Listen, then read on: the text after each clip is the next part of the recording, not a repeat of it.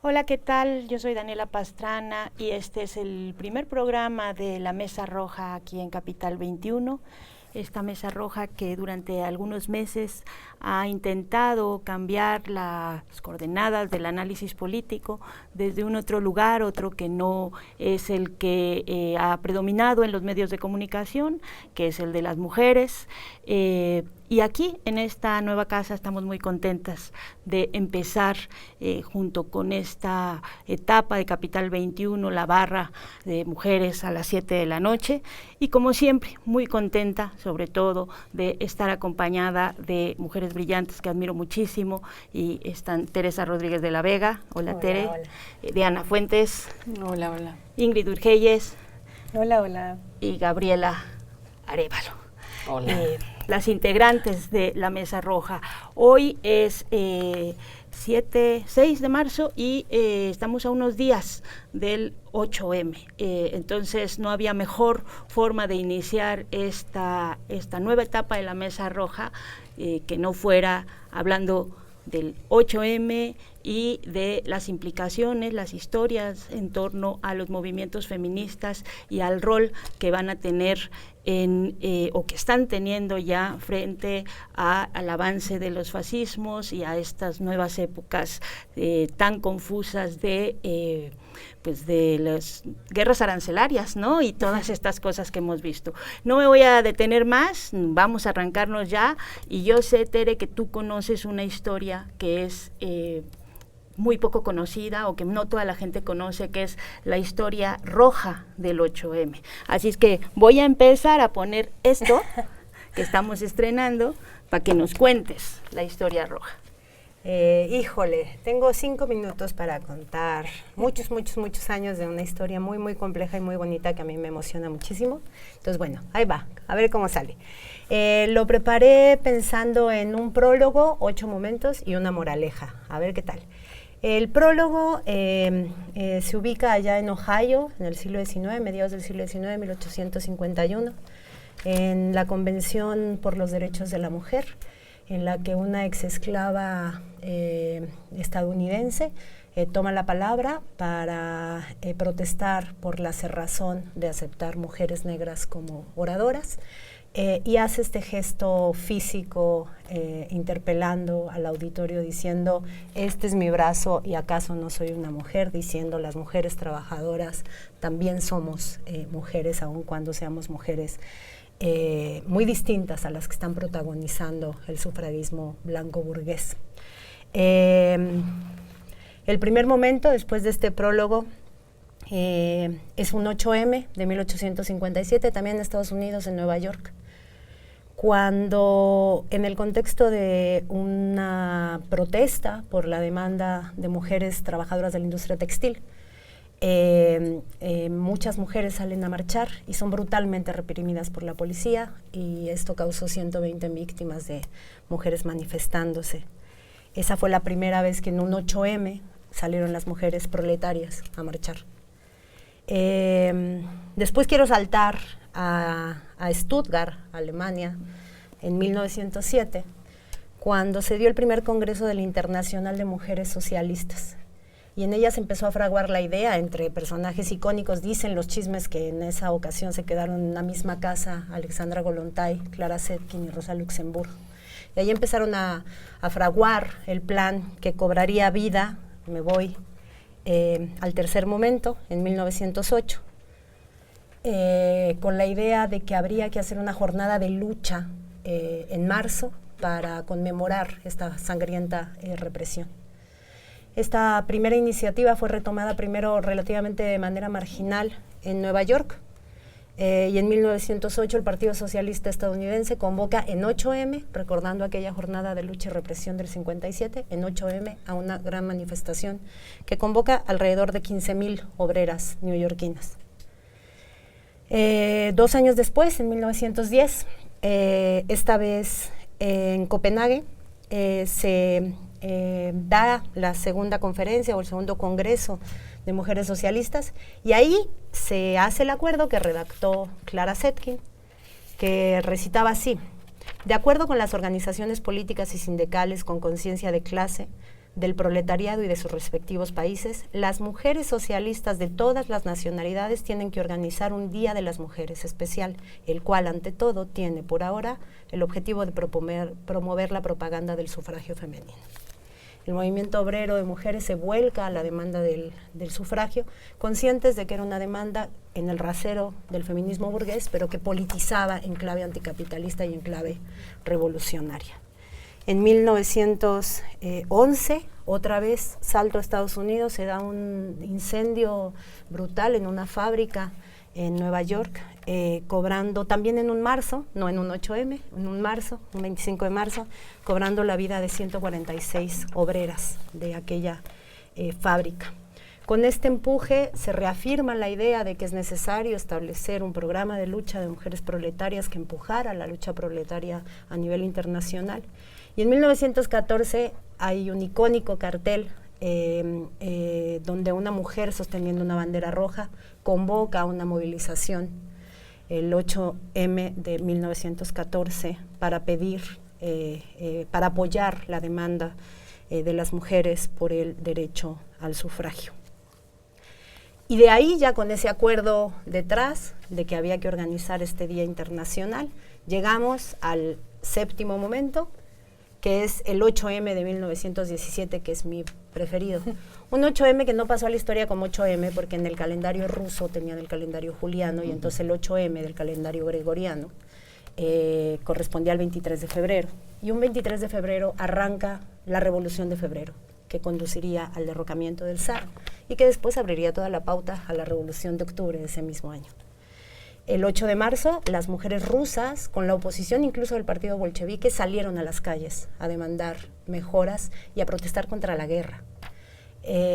Y arrastraron a sus camaradas varones, y dio arranque así el proceso revolucionario que concluiría algunos meses después. Ese es el séptimo momento. Un octavo, último, en 1921, Clara Zetkin, ya en Moscú, presidiendo el Congreso Internacional de Mujeres Comunistas, declara que a partir de ese momento el 8M va a ser la jornada de lucha del feminismo socialista.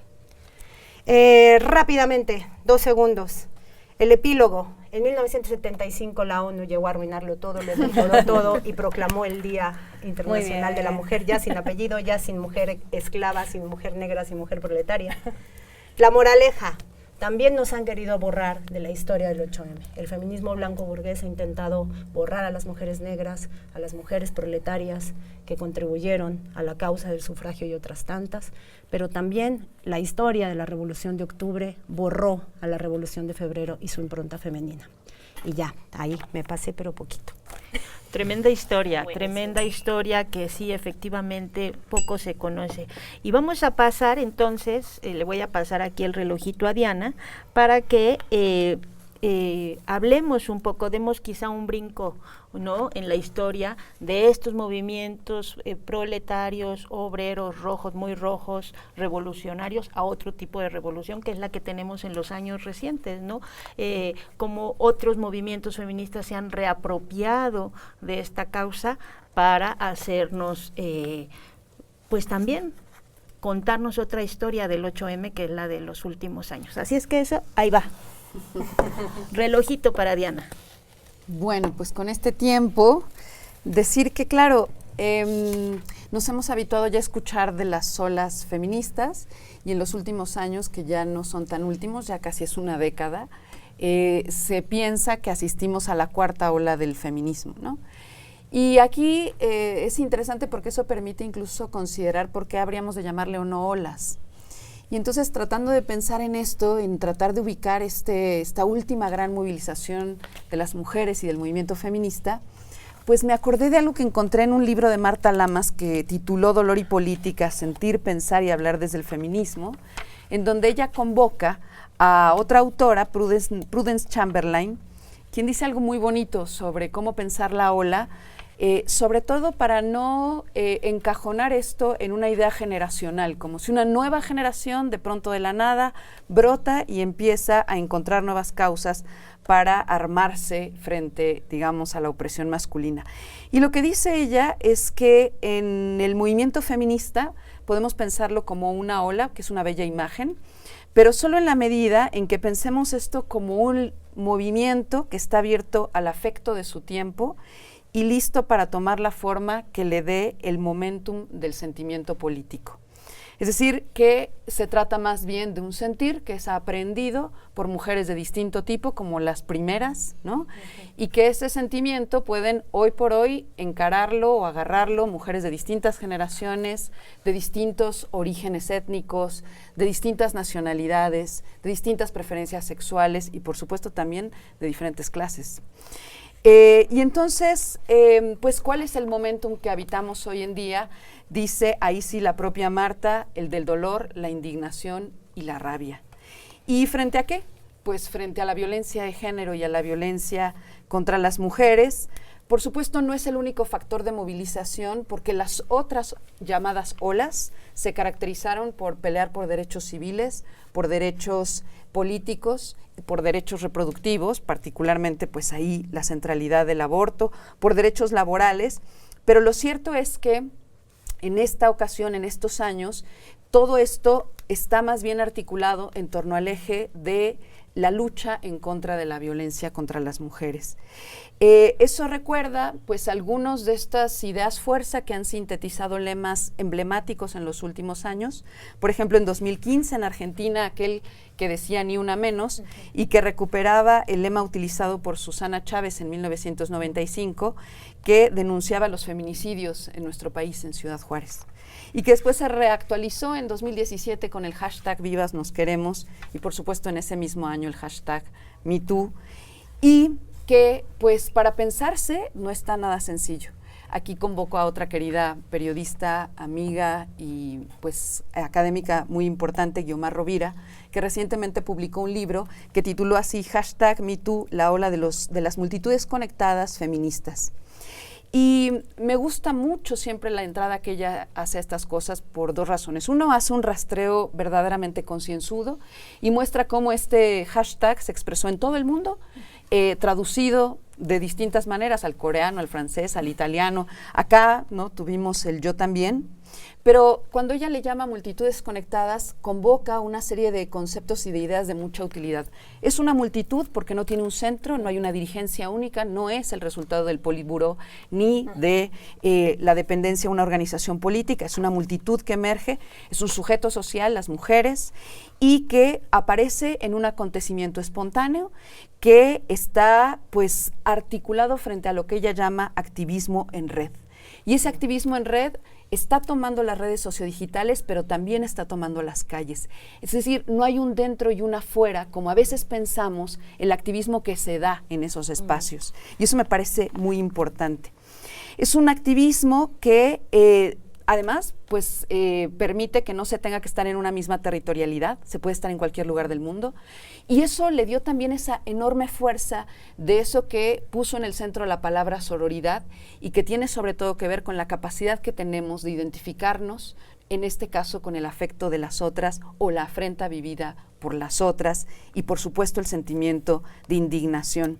Se trata de una forma de acción colectiva que hace también parte del repertorio, digamos, de confrontación que los movimientos sociales de las últimas décadas han sabido acuerpar y entonces integra todo esto, pero también mediante mecanismos altamente innovadores. Entonces, pues, cerrar con esto, hay innovación en este movimiento en términos comunicativos simbólicos del lenguaje, pero al mismo tiempo, por eso me gusta pensar la ola, es la manera de agrupar a muchísimas mujeres que se sintieron convocadas. Pues vamos a romper aquí el orden así y vamos a cruzar acá el Atlántico para pasárselo a Gaby para un poco ir hilvanando esta idea de lo que ha significado estos movimientos y los retos que está enfrentando o los retos que puede enfrentar en unos momentos, en una época tan convulsa. Nuestra era de la información, Gaby, querida, la era de la información de la que tanto nos han aprendimos en la universidad tú y yo, ¿no? De tantos libros que luego no nos sirvieron para nada porque pues todo cambió, claro, ¿no? Entonces, ¿cuáles son los retos que tú ves? Bueno, pues yo Primero muy contenta de estar ahora en vivo. Pocas veces nos reunimos en vivo, teníamos año y medio reuniéndonos por Zoom, y muy agradecida con Capital 21 que abriera este espacio.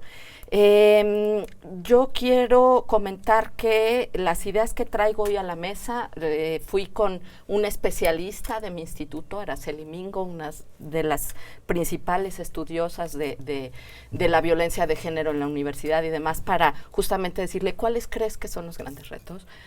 El panorama es muy complicado justamente para los feminismos actualmente, porque como ella bien me señalaba y que está en uno de sus últimos libros, llegamos con un montón de temas del feminismo, de problemas estructurales que no se han resuelto, y eso se suma, ¿no?, a movimientos de derecha que están echando para atrás los logros que sí había alcanzado cierto feminismo. Y aquí tendríamos que hablar, como ella misma señala, retomando a otra autora, Rothenberg, que dice, bueno, hay un feminismo neoliberal, ¿no?, que ha pugnado por ciertos derechos de igualdad, ¿no?, pero que han sido dentro de un marco individualista, ¿no?, y que han atribuido justamente al individuo, a la cuestión de la meritocracia, al echarle ganas, el poder alcanzar en términos de igualdad, por ejemplo, derechos como el derecho a la interrupción voluntaria del embarazo, como la paridad de género y demás, pero que al enmarcarlos en la cuestión individual ha dejado y no ver la cuestión estructural y económica de la que nos hablaba Tere, ¿no? De esas luchas que son luchas contra el sistema, han dejado en el desamparo a la mayoría de las mujeres, porque esa es una lucha de mujeres blancas, clase media, profesionistas, de países desarrollados, ¿no? Entonces llegamos con ese escenario de, por ejemplo, la desigual distribución de los recursos y de la riqueza, y cómo afecta especialmente a las mujeres, llegamos con eso irresuelto.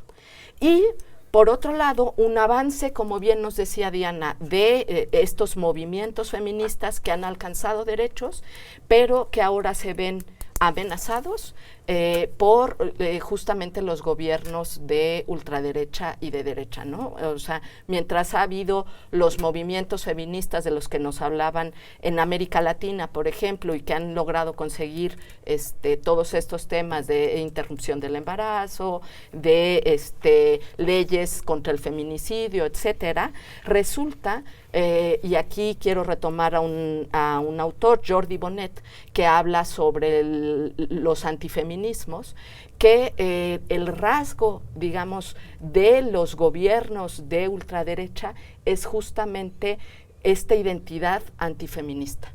Y entonces, claro. Exacto, y ese es un gran riesgo, y lo estamos viendo con el gobierno de Trump, con el gobierno de Milei.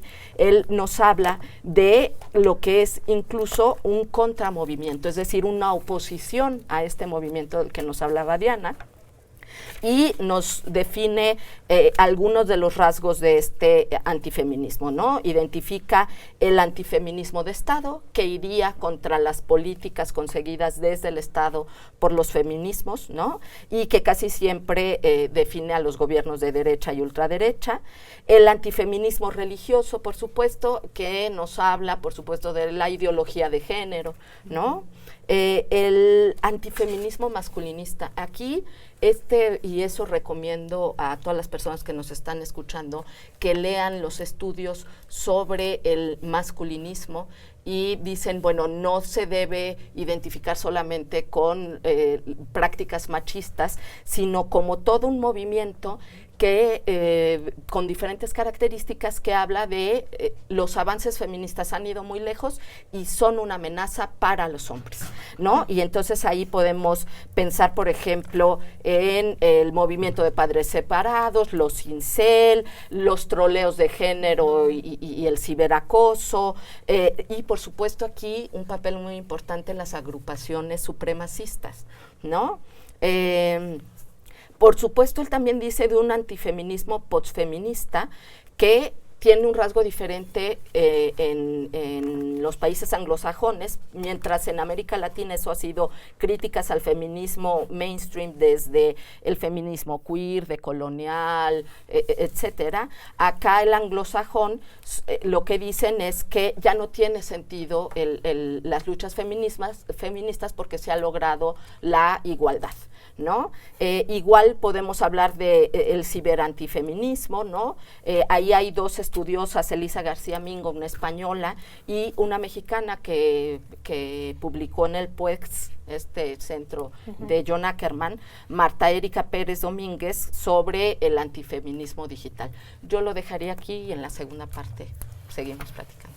Pues te voy a pasar el relojito, Ingrid, para que sigamos en esa línea, porque tenemos enfrente un 8M, una manifestación que se espera muy grande, no solo en México, sino en algunos lugares, Estados Unidos, Alemania, Argentina, donde pues las mujeres van a salir a marchar y van a salir a marchar también contra estos nuevos fascismos. Así es que ahí está el relojito. Aquí va el relojito de la Mesa Roja. No, pues increíble, todo lo que han dicho es como que se va encadenando perfectamente. Y yo traigo aquí algo que tiene que ver con lo que viene, ¿no? Es decir, más o menos pensar en cómo se va a dar la marcha del 8M mundialmente, considerando que el año pasado estuvo muy marcada por la lucha contra el genocidio de Gaza. En distintos lugares del mundo esa fue una bandera que se abrazó y que el feminismo dijo, lo vamos a hacer nuestra y por lo tanto vamos a marchar por las mujeres, pero también no solo las mujeres de Gaza, sino que por todas las personas de Gaza. Y para un poco entender eso, traigo aquí un texto que siempre lo citamos, sobre todo con Tere, es como nuestro texto de cabecera cuando queremos hablar de las distintas cosas que confluyen en el feminismo, que se llama Un feminismo para un 99%, y que lo pueden encontrar en internet, ahí es fácil googlearlo. Y un poco lo que plantea es qué feminismo se necesita en el marco de un mundo actual que está virando hacia una cuestión conservadora, fascista, un retroceso en derechos, sobre todo derechos de las mujeres, ¿no? Un poco lo que hablabas tú, Gaby, la ultraderecha trae esa agenda anti-mujeres. Entonces, ¿qué feminismo necesitamos para estos tiempos? Esa es una pregunta. ¿Y qué feminismo en el fondo representa a todas las mujeres? Un poco retomando lo que decía Diana, Tere, las mujeres blancas burguesas, ese es un tipo de feminismo, que es el feminismo liberal, que ya sabemos, ¿no?, que es una versión, pero buscar un feminismo que un poco incorpore las demás luchas. Y en ese sentido, pensar un modelo que busque cambiar el sistema de la sociedad de manera más radical, no solamente una lucha solo por las mujeres o solo por la violencia contra las mujeres, sino que una cosa mucho más antisistémica, ¿no? Porque el feminismo, con su potencia política, dice este manifiesto, es urgente. Urgente en el sentido de que vivimos un mundo de crisis, evidentemente capitalista, que son estas crisis autocreadas, pero también de crisis climática, de situaciones, digamos, de genocidios, de ultraderechas que están retornando, y por lo tanto, no todos los feminismos emancipan. Hay feminismos que emancipan y otros que no, que sería esta cosa corporativa, ¿no? Pero el feminismo que aúna, que junte, tendría que enfrentar cuestiones como la pobreza, la desigualdad de clase, tendría que enfrentar el genocidio, tendría que enfrentar el capitalismo. Entonces sería un feminismo anticapitalista, que además tuviese la lógica de ser antirracista, anticolonial, antiimperialista. ¿Y por qué ellas proponen? Porque son varias las autoras, hay unos nombres que no puedo pronunciar, no sé cómo se pronuncia, pero una es Nancy Fraser, que es el único que se me da, pero las autoras, ¿por qué proponen esto? Dicen, miren, dentro del mundo funcionando a partir del capitalismo, un 99% de las personas que habitan el mundo están oprimidas. Son, digamos, los trabajadores, somos las mujeres, son las diversidades sexuales, son las personas racializadas, el 99%. Y el 1% son aquellos que detentan esa riqueza que está concentrada en muy poquitas manos. No sería lógico, dicen ellas, que el 99% de la población se uniera en torno a ideas comunes, a luchas comunes, y la lucha siempre tendría que ser anti el capital, ¿no? Eso tendría que ser la base para cualquier lucha feminista, que a mí me hace un sentido, encuentro que es inteligente esa manera de verla, y está pensada como unión entre distintos movimientos que son movimientos sociales que muchas veces hacen sus propias luchas de manera separada, ¿no? Es decir, los activismos antirracistas, por ejemplo, los activismos de la ecología, los derechos de trabajadores inmigrantes, las personas migrantes, que sobre todo en este contexto en el que estamos viviendo son las personas que más están sufriendo actualmente. Es decir, superar esa famosa división entre políticas de identidad y políticas de clase, que yo creo que es como el gran tema que uno puede abordar para pensar el feminismo. Entonces, ese feminismo del norte global o que tiene el foco corporativo, lo profesional y gerencial, no es el feminismo que representa a ese 99%, ¿no? Sino que mujeres subrepresentadas y otras diversidades minoritarias, etcétera, uniéndose en torno a esto. Y como ya se me acaba el tiempo, decirles que, bueno, frente a la situación que estamos viviendo ahora, yo revisaba en internet, por ejemplo, cuáles son las convocatorias en distintos países, sobre todo Argentina, que es quien está padeciendo a Milei de manera terrible, y vi que hay muchas, o sea, le invito a la audiencia a meterse a Twitter y ver las convocatorias, pero por ejemplo en Argentina hay muchas convocatorias, por ejemplo, por un 8M feminista antifascista en lucha con Milei, otra que dice orgullosamente antifascista y anticapitalista. Hay otra que dice 8 de marzo, no hay lucha feminista sin las mujeres palestinas. O sea, ahí ven otra como convocatoria. Otro dice 8M, Internacional de las Mujeres Trabajadoras, paramos y nos movilizamos con la Asamblea Antifascista. Acción Global Antifascista, eso me gustó mucho porque estaba pensado como en la internacional, ¿no? Y bueno, aquí en México también había una que decía Solidaridad Antifascista, pero un poco va a ser la tónica de lo que vamos a ver el sábado y ya seguimos en la segunda ronda y se acabó. Se acabó y todavía nos queda unos segundos quizá para hacer un cierre de esta primera parte, para un poco ir pensando lo que esto significa, todo esto que hemos estado platicando, todo lo que se ha ido desmenuzando de lo que han sido las luchas de las mujeres en un contexto pues como el que estaban contando, ¿no? Donde efectivamente estamos, pues esta semana ha sido la del inicio, el señor Donald Trump se le ocurrió iniciar la guerra arancelaria, la guerra comercial, en un entorno difícil para México, con una presidenta mujer que también tiene unas implicaciones simbólicas, quizá el hecho de que acá esté ocurriendo eso, y además con una presidenta que acaba de convocarnos a otra marcha el domingo. Bueno, no es marcha, pero es una concentración, entonces vamos a tener que estar en las calles el fin de semana con estos dos distintos motivos. Creo que ahí lo vamos a dejar ahorita porque tenemos que ir a un corte, pero bueno, para que lo vayamos pensando mientras, ¿no?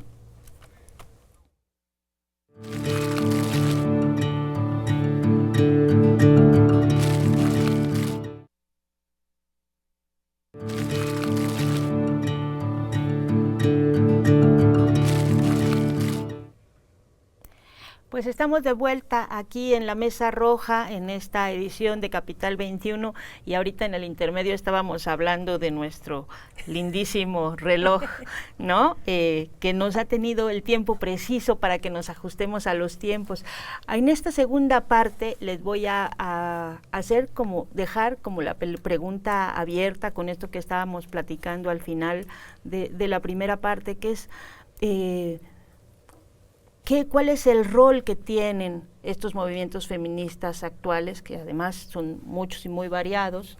¿Qué es el rol que están jugando o que pueden jugar frente o en un entorno en el que pues el mundo parece que está dominado por personas que quieren ir a la guerra, que quieren provocar caos, que hacen genocidios, ¿no? Y también un poquito cuáles son las expectativas que podemos tener. Decíamos antes que estamos entrando o que vamos a tener un fin de semana muy agitado con la marcha del 8M y luego el 9M, ahora la concentración en el Zócalo convocado por una mujer presidenta que además, yo insisto, tiene un plan de gobierno que es un poco la contraparte del plan de gobierno de Donald Trump. Entonces, ahora sí que les dejo nuestro maravilloso relojito, que es el personaje del momento, para que el análisis que quieran compartir. Compartiría 3 cosas. Pensar, por un lado, dónde está el feminismo y cómo cobramos conciencia de la importancia del feminismo viendo el tamaño del enemigo. Hay un clásico del 18 brumario de Luis Bonaparte de Marx en el que plantea que la clase solo actúa como clase en el desafío que le presenta la clase enemiga y después se disgregan, en el caso de la burguesía, para pelearse entre sí, ¿no? Entre distintos sectores y tamaños, etcétera. Y así como se puede perfectamente interpretar desde esta tesis muy potente del marxismo clásico, lo que pasó en la Europa del nazismo como una respuesta, vuelta exabrupto, atípico, bizarro del status quo, al nazismo como una respuesta al ascenso de la amenaza del movimiento proletario de principios del siglo XX, perfectamente podemos intentar pensar al neofascismo y el avance de las ultraderechas como una expresión bizarra del status quo ante el ascenso del feminismo. No lo digo yo, ya muchas pensadoras lo están planteando por ahí y creo que es importante que lo planteemos pues para que los feminismos cobremos conciencia del momento histórico en el que nos está tocando ser el actor antagonista que no solo puede jalar a los otros como aquel 8M del 17, sino que también puede despertar esta reacción bizarra, extrapolada del enemigo que estamos viendo en Argentina de Milei, en el Estados Unidos de Donald Trump. Y también con algunos rostros femeninos como la Meloni, etcétera, ¿no? Entonces, bueno, esa por principio de cuentas. Y esto de cobrar conciencia, abre el segundo punto, tiene que ver con que también implica muchísima responsabilidad, como diría el hombre araña, ¿no? Un gran poder implica una gran responsabilidad. ¿Por qué? Pues porque por un lado el feminismo tiene que saber que su agenda, por muy a la defensiva que nos tenga la violencia contra las mujeres, no puede acotarse a la violencia contra las mujeres y el feminismo tiene que seguir siendo igual de políticamente potente y generoso para abrazar a Palestina, para abrazar el antifascismo, para abrazar el antibelicismo, el antimilitarismo.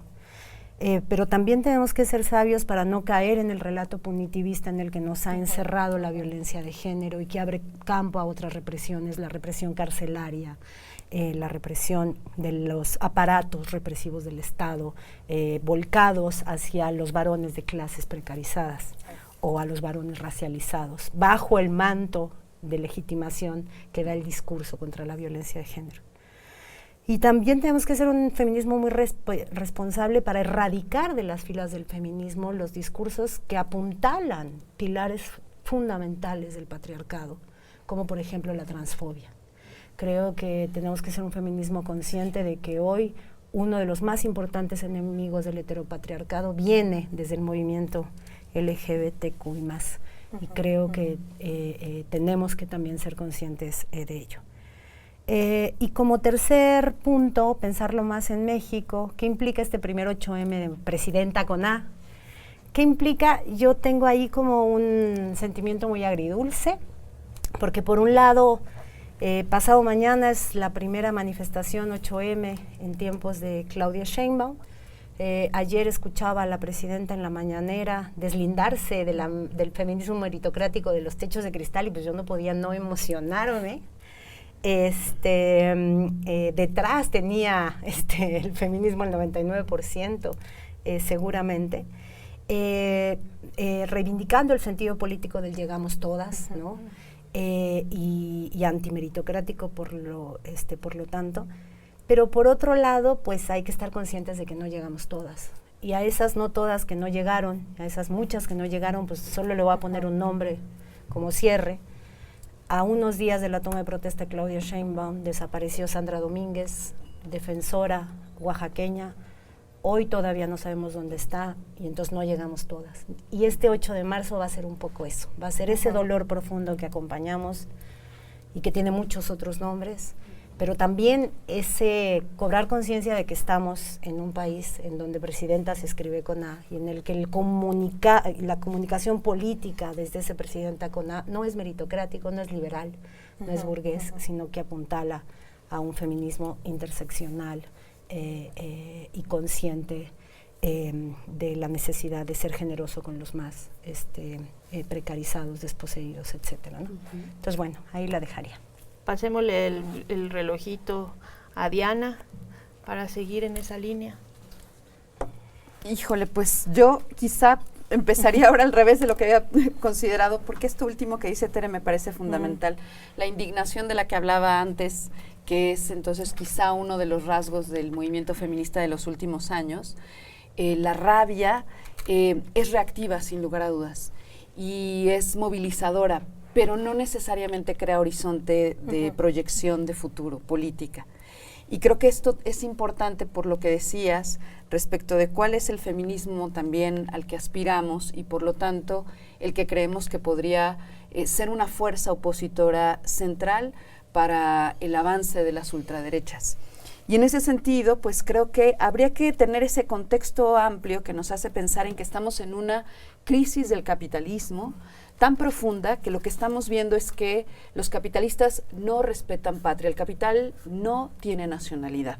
Y por eso Donald Trump es capaz de hacer reventar algunas de las empresas de los Estados Unidos en la medida y en la proporción en que favorece a otros empresarios que son sus aliados políticos.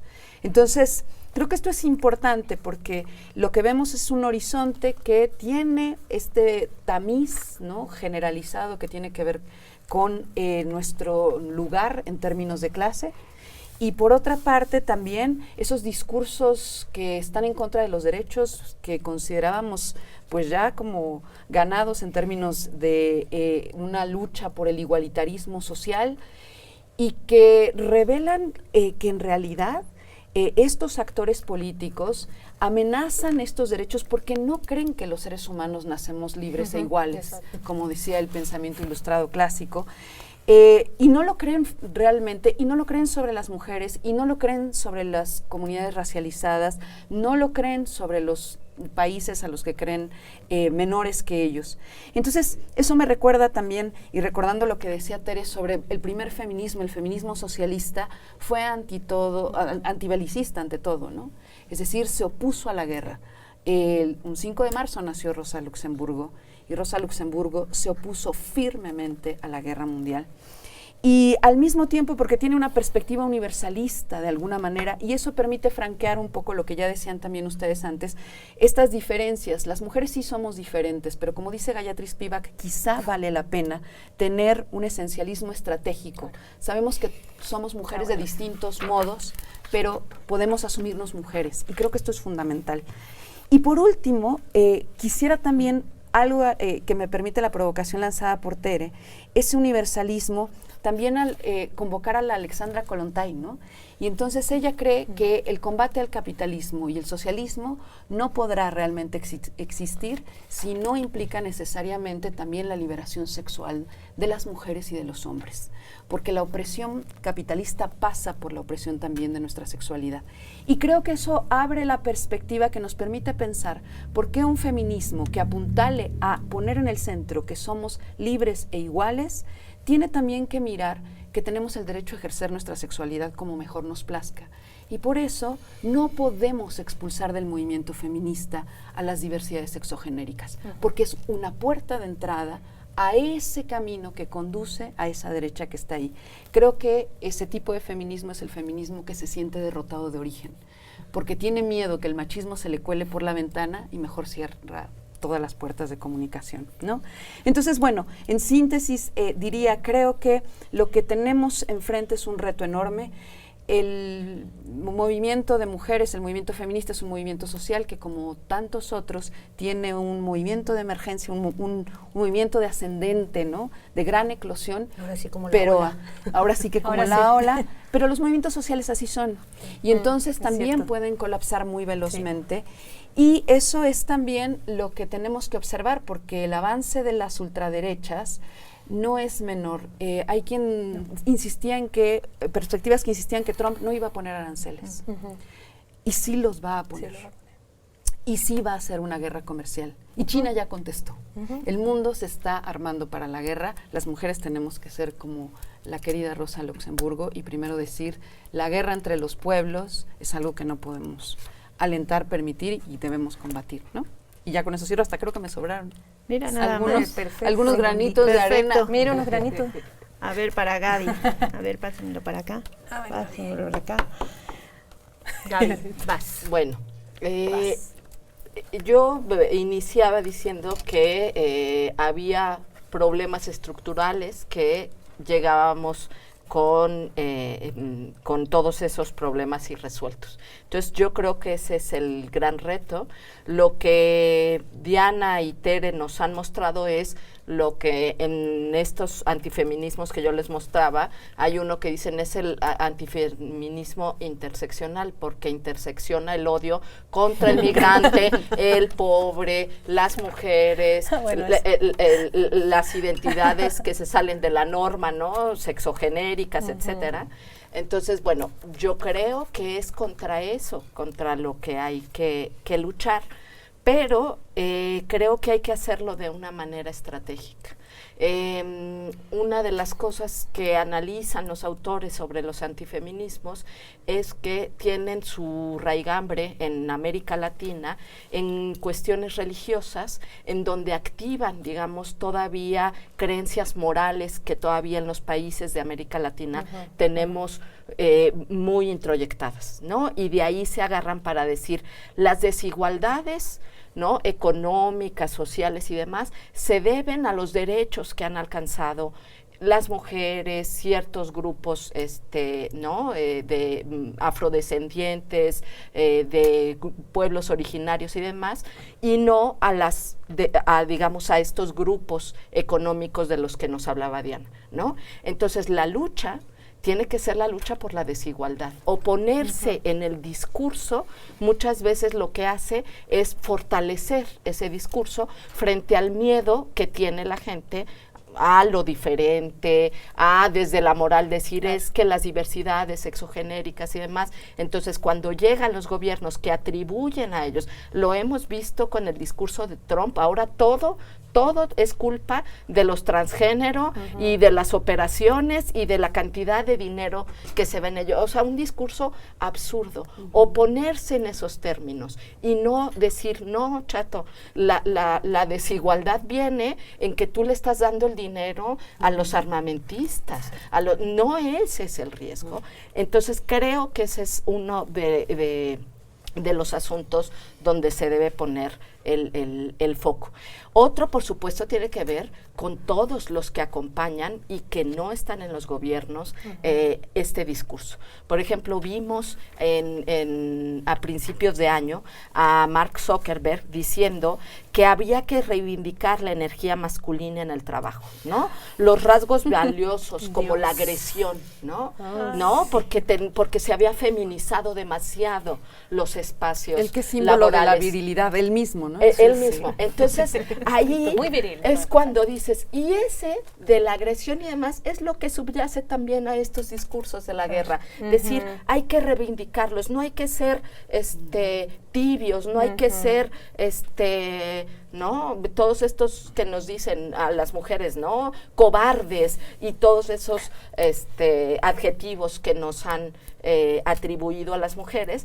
Entonces, bueno, ese es el escenario que tenemos. Esos son los actores que acompañan a la derecha, ¿no? Estos tecnocapitalistas, bros de los que hemos hablado en otros programas y que seguramente hablaremos aquí también en Capital 21, pero traen ese discurso, ¿no? Entonces, frente a ese discurso, obviamente tenemos que movilizarnos, etcétera, pero sí desde acuerpar todas las movimientos que luchan por no solamente la igualdad, sino por otras reivindicaciones en los movimientos afrodescendientes, en los movimientos LGTBQ y más, en los movimientos, por supuesto, de las mujeres que buscan a sus hijos desaparecidos, en todos esos, y decir, sí, tenemos un sistema que nos oprime desde diferentes matrices, ¿no? Y tenemos que unir, y es ese sistema, no son los derechos que alcanzan esos grupos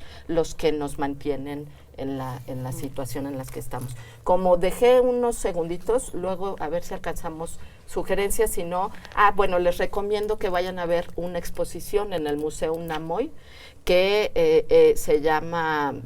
es sobre las mujeres en la universidad y cómo se han abierto espacios las mujeres en la universidad, un poco a codazos literalmente, y ese es uno de los espacios en los que las mujeres tenemos que ir encontrando. Se llama Disruptivas, Mujeres en la Universidad, entonces ahí la recomendación. En la universidad y en todos lados, ¿no? Porque así ha sido parte de la batalla.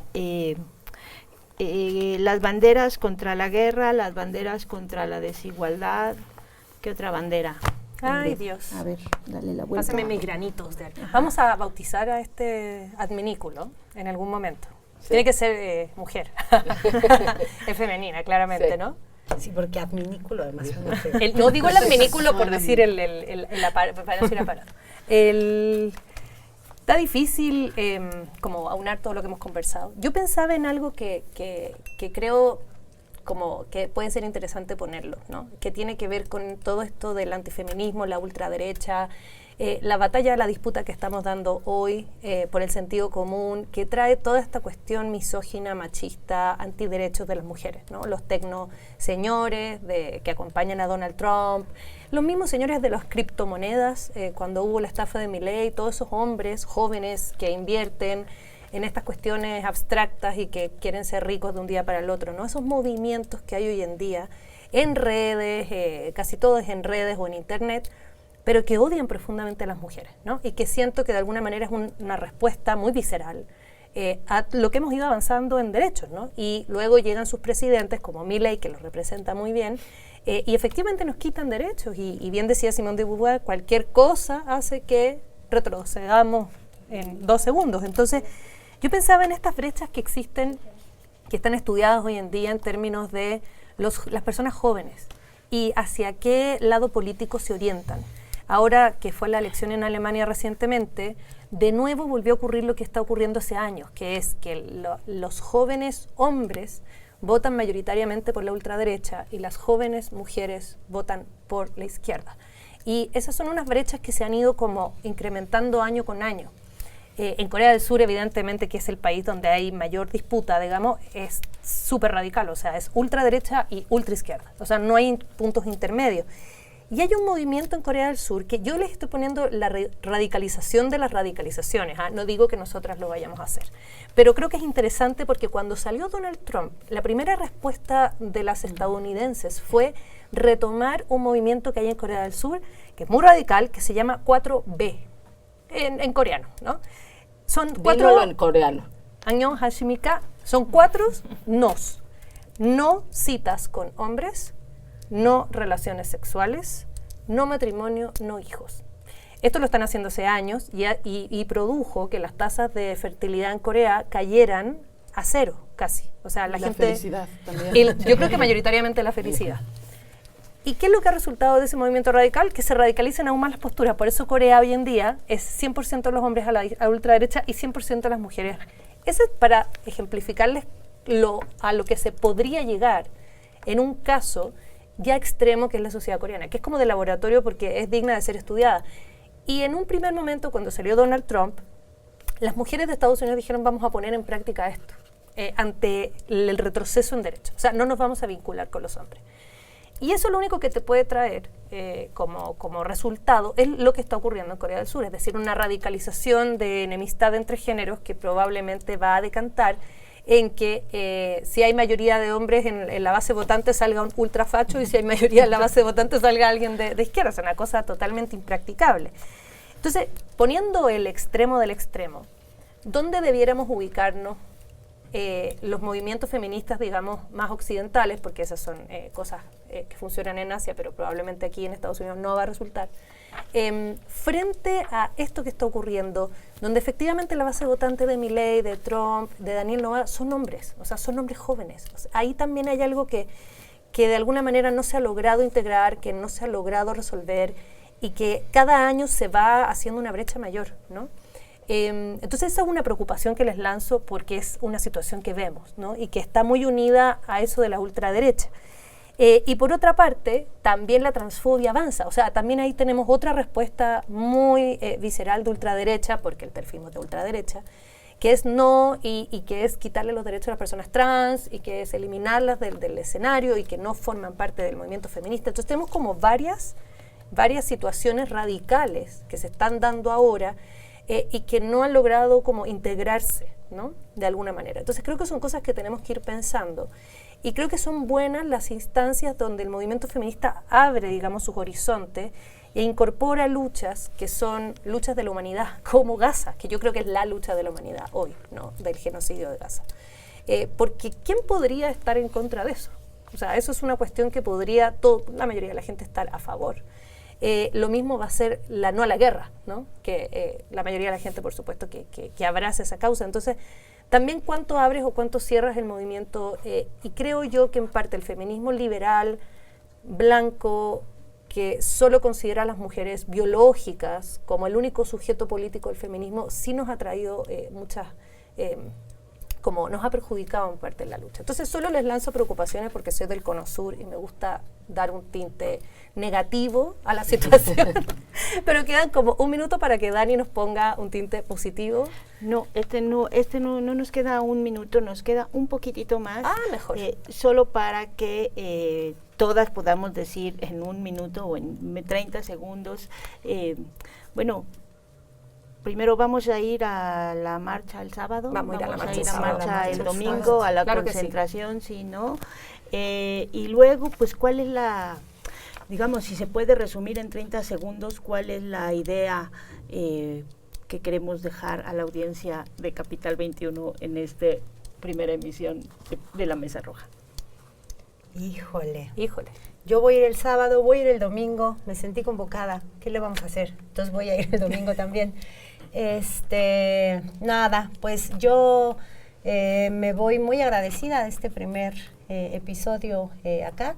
Hay muchas cosas que no se ven frente a cámara, pero acá detrás de esto hay un equipo súper bonito, no solo en el sentido como técnico y de competencias para montar todo esto, sino también uno llega acá y se siente bien acompañado por muchos compañeros, bien sonrientes y compañeras bien generosas. Así que nada, yo eso quiero dejar como cierre. Un enorme agradecimiento a esta casa que nos abrió sus puertas. Esperemos ser unas huéspedes agradables para esta casa. Pues yo a mí me gustaría más la convocatoria del 9 si no fuera una convocatoria que nuevamente solo a manifestarse cuando el partido y el Estado nos llaman. Claro. Creo que sería importante sí oponernos a lo que está sucediendo, pero que esto fuera seguido por darle más estructura de base política a ese que se llama el pueblo de México. Sí. Entonces ahí me gustaría más. Pero sobre estar aquí, me parece que es fantástico, es un honor estar en la televisión pública. Creo que es el único espacio en el que me sentiría cómoda. No creo poder hacer esto si fuera para la televisión privada. No nos aceptarían, pues, pero además no nos invitarían, pero tampoco aceptaríamos.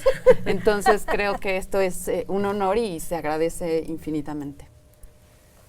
Gaby, en el mismo orden. Bueno, pues sí, efectivamente nos sentimos convocadas, por supuesto, el sábado, pero también el domingo. Creo que es un momento efectivamente de unidad. Hay que tener cuidado también con el aliento a los nacionalismos, pero ahorita funcionan y son necesarios, ¿no? Siempre, pero hay que tenerlos, ¿no? Sí, en observancia directa, ¿no? Entonces yo diría eso. Recomendaciones, por ejemplo, libro de Hasta Cuándo, de Araceli Mingo, que habla sobre las violencias sexistas en la universidad, la exposición que ya les dije, y muchísimas gracias a toda la gente, a los camarógrafos, toda la gente que nos ha estado ayudando, la persona que nos maquilló, muchísimas gracias a todo el mundo. Nada, yo creo que, bueno, nos convoca a todas la marcha, obviamente, del 8M. Fuimos el año pasado, nos sacamos unas fotos ahí, yo las tengo por ahí en las redes. Claro que, y probablemente nos va a convocar algunas, porque ahí uno elige el contingente al que va, ¿no? Según lo que más te representa. Palestina, o sea, esas son las causas que en general nos motivan. La del domingo yo voy a ir de mitotera, porque soy chilena, y es nacionalista, no, voy a ir porque sí me convoca a luchar contra Trump, pero cuidado con los nacionalismos, creo que esa advertencia, y cuidado con las llamadas del partido, también son dos cosas que hay que estar como mirando. Agradecemos mucho el canal y agradecemos a Tere, porque miren nuestras libretas rojas, qué maravilla, ahí está la cámara, observe. Estas libretas rojas son resultado de una gestión de Tere, y mire, esto también. Vamos a ponerle un nombre, vamos a pensar entre todas, y sí, para que sea la sexta integrante de la Mesa Roja. Como ven. Bueno, pues ahora sí, nos queda un minuto solo para agradecer al canal, también a la audiencia, a quienes nos han acompañado en este tránsito del canal de YouTube de Pie de Página, que también vamos a estar ahí, a los medios públicos, todos los que siguen acá, todas las personas que siguen acá con nosotros, muchas gracias. Nos vamos a ver aquí todos los jueves a las 7 de la noche, y pues vamos a seguir desmenuzando la realidad desde esta otra coordenada que es la que tenemos las mujeres. Muchas gracias a cada una de ustedes por ser siempre tan inteligentes, y pues nos despedimos hasta el próximo jueves.